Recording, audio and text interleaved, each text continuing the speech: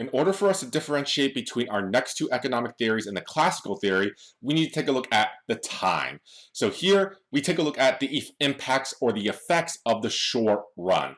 So both of these theories, the Keynesian and monetarist theory, are going to make usage of the short run where we can actually feel the impacts of either monetary or fiscal policy in our own lives. So in terms of monetary policy, we know that the money supply is increasing. But can you feel the money supply increasing right now? You probably can't. If you do feel something, it's probably something else.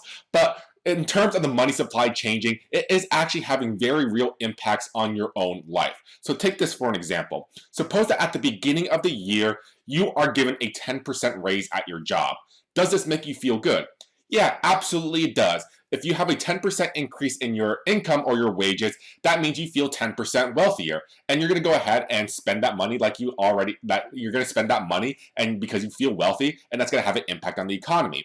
But however, suppose that at the end of the year, you notice that the price of every single good has increased by 10% as well. So there's an inflation rate of 10% at the end of the year.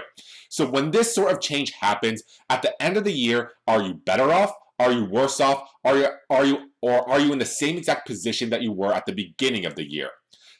At the end of the year, you are in the same exact position that you were at the beginning of the year because inflation is exactly matched by your increase in your income, so 10% each. So essentially, this gets into the idea that there can be actually short-run effects before we transition over to the long run. So you were very happy in the short run when you got that 10% increase in your wage, but as the year progressed, you notice that you're in the same exact position that you were at the beginning of the year due to inflation happening. And this entire process describes money illusion, the perception that wealth rises when the money supply grows.